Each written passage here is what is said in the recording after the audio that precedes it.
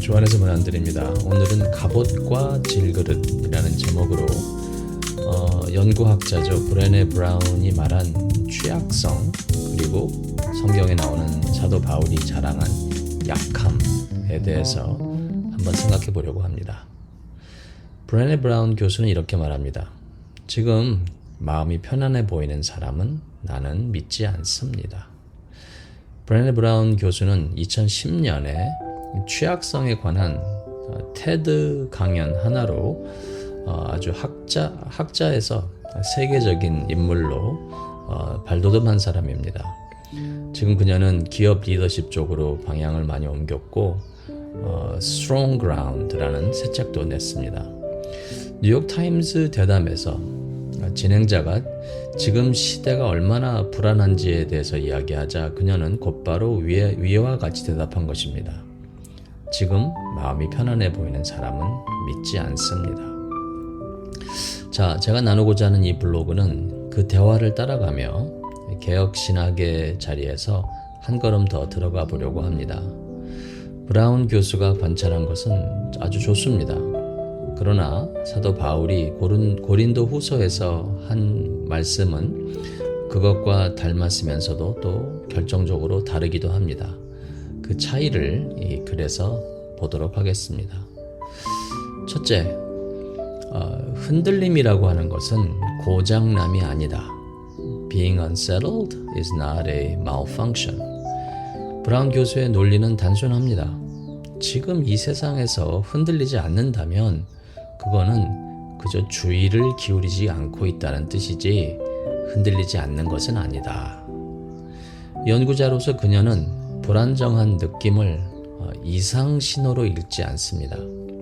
오히려 비판적 사고와 정서적 인식이 작동하고 있다라는 증거로 읽습니다. 그리고 그녀는 질문 자체를 바꿉니다. 어떻게 하면 흔들리지 않을까가 아니라 나는 과연 무엇에 묶여 있는가를 질문하도록 합니다. 영어로는 tethered라는 단어를 쓰죠. 이 tethered라는 단어는 뭐냐면 배를 이제 부두에 메어두는 밧줄, 그런 것을 떠올리게 하는 단어입니다. 자, 이 전환이 굉장히 중요합니다. 인생에 있어서 파도를 없애려는 시도와 파도를 탈 수 있는 닷을 확인하는 일은 아주 다른 작업이기 때문입니다. 브라운 교수는 이 하버드 경영대학원의 린다 힐의 말을 인용합니다. 힐의 연구는 디지털 전환에서 가장 어려운 것은 기술이 아니라 언제나 사람이라고 말합니다. 자, 두 번째로 갑옷 이야기를 합니다. 브라운이 올해 이름 붙여온 것이 있습니다. 우리가 일터에서 입는 갑옷입니다.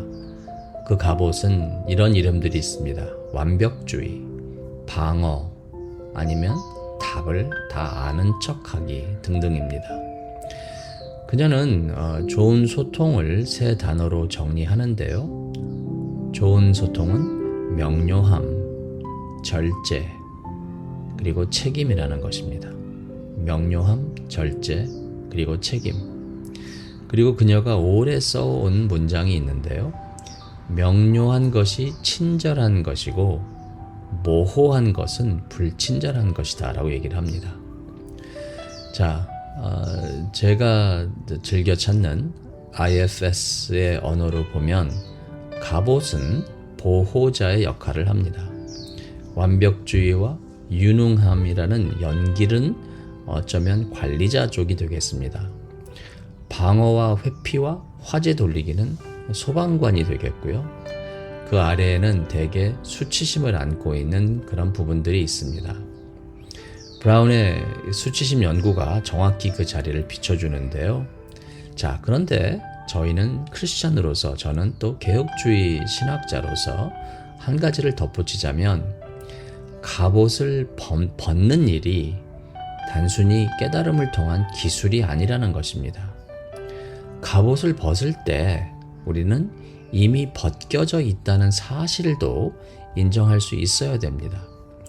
히브리서 4장 13절 말씀, 지으신 것이 하나도 그 앞에 나타나지 않음이 없고 오직 만물이 우리를 상관하시는 자의 눈앞에 벌거벗은 것 같이 드러나느니라.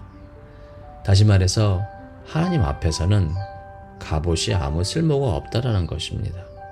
그리고 우리가 내 자신과 그리고 다른 사람과 함께 산다는 것은 내가 하나님 앞에서 먼저 감출 것이 없는 사람이라는 것을 인지하고 인식하는 것, 그리고 고백하는 것에서 시작합니다.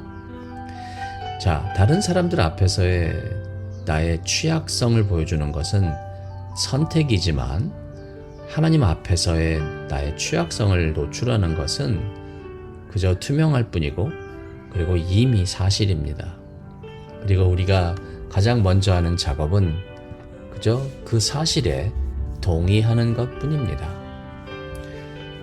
자, 우리가 살아가는 데 있어서 늘 두려움은 작동하는데요. 근데 기억하실 것은 이 두려움이라고 하는 것은 유효기간이 있다라는 것입니다. 권력. 뉴욕타임스와 브라운 교수와의 대화에서 가장 날카로운 부분이 되겠습니다. 두려움을 동력으로 쓰면 성과 지표는 빠르게 올라갑니다. 문제는 그 성과 지표를 빠르게 오르기 위한 희생이고 그리고 그렇게 올려놔도 오래가지 않는다는 것입니다. 왜냐하면 두려움에는 유효기간이 있기 때문입니다. 그래서 두려움으로 이끄는 사람은 주기적으로 뭘 해야 되냐면 잔인함을 보여주어야 한다고 합니다. 그래야 그 식어가는 두려움에 다시 불이 붙기 때문입니다. 여러분 한번 생각해 보십시오. 우리가 어떻게 우리의 삶에 지금 결과를 내고 있는지, 우리가 어떻게 우리의 두려움에 주기적으로 바람을 넣고 불을 다시 붙이고 있는지 한번 생각해 보기를 원합니다. 브라운의 관찰은 냉정합니다.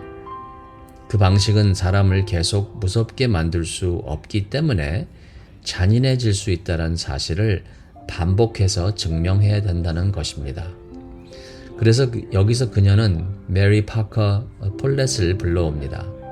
사회복지사 출신의 초기 경영학자였던 폴렛은 위에서 내리 누르는 권력과 함께 나누는 권력을 구분했습니다.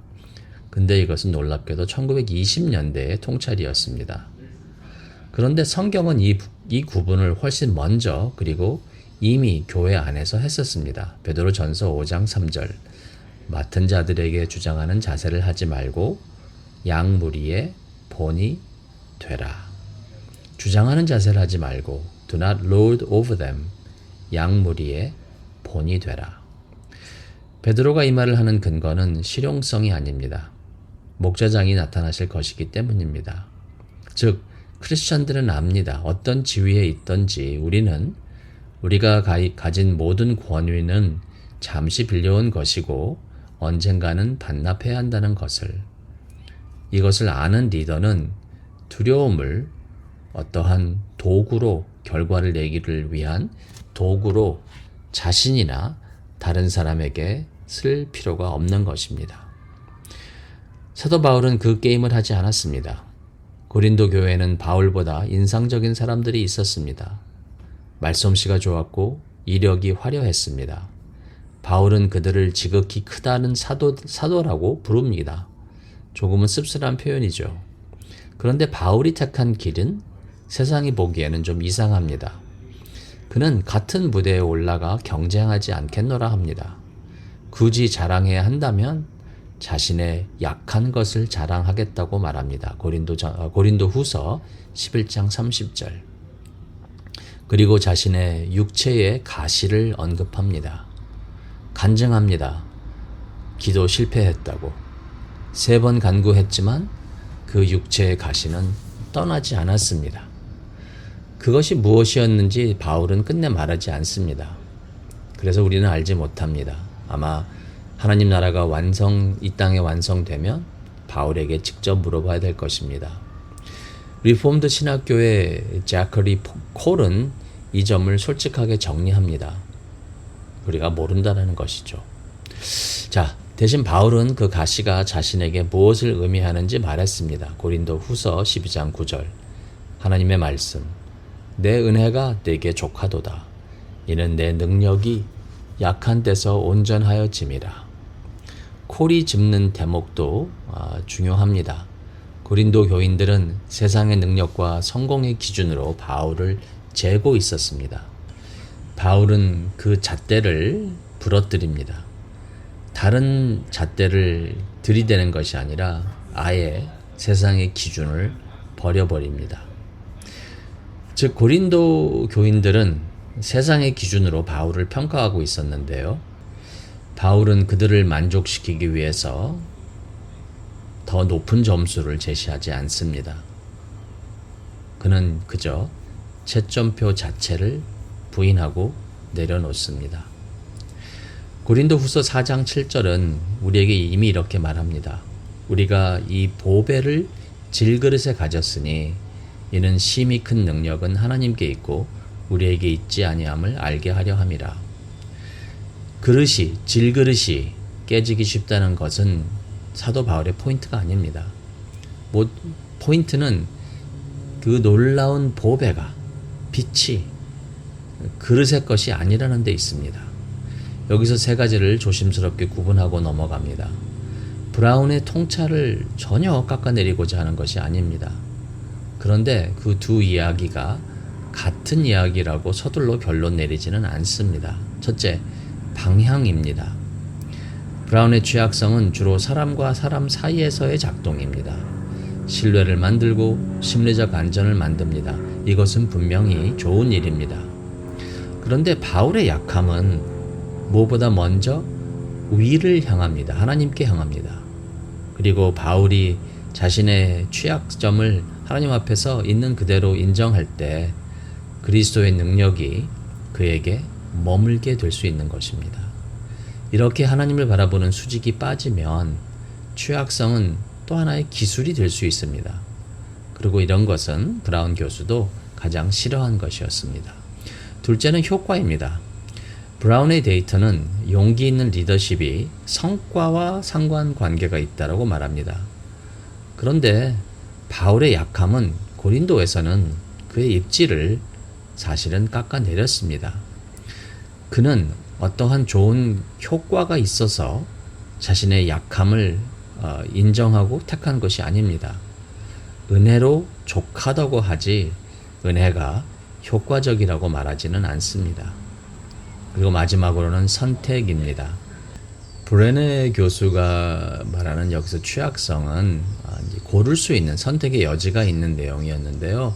하지만 사도 바울이 이야기하는 이 취약성, 즉 가시라고 하는 것은 바울에게 주어진 것이고 3번 구했음에도 불구하고 하나님께서 거두어 가지 않은 약점이었습니다.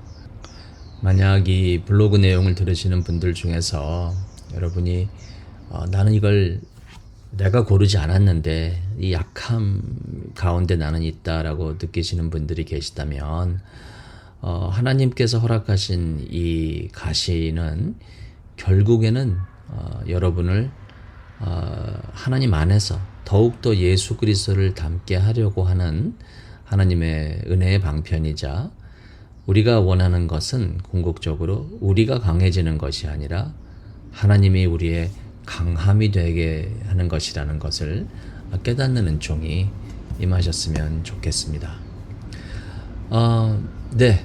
이제 맞춰갑니다. 대담 마지막 부분에 브라운은 한 주제를 피하고 싶어 합니다. 그것은 무엇이었냐면 자기 개발 산업에 관한 이야기였습니다. 그가 그 공간에서 물러난 계기는 개인적이었습니다. 자매들과 함께 치매를 앓는 어머니를 돌보던 시기에 치매를 막아준다라는 광고들이 쏟아졌는데요.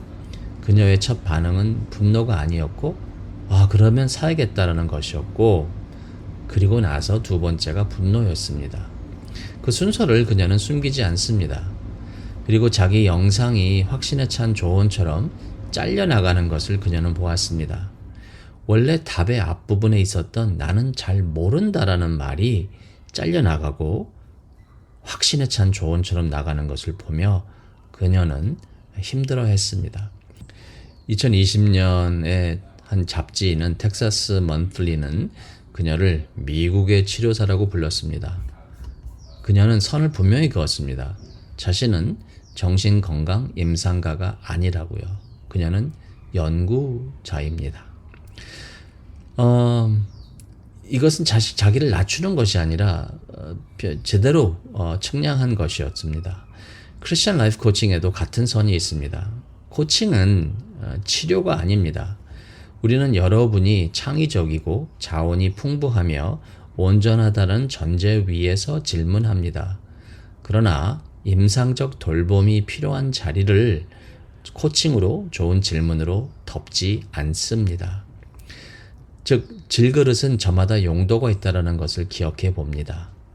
그리고 자기 자신의 그릇, 자기 자신의 용도를 하나님께서 우리에게 허락하신 삶을 아는 것이, 그리고 그렇게 사는 것이 겸손입니다. 그리고 이 겸손은 그릇을 부끄러워하는 데서 오지 않습니다. 그 안에 담긴 것이 보배, 그리스도, 하나님이라는 데서 그 겸손은 시작됩니다. 네, 지금까지 함께해 주신 여러분들의 진심으로 감사드리고요. 주블리 코치의 질문, jubileecoach.com 라이프 블록에서 찾으실 수 있습니다. 감사합니다.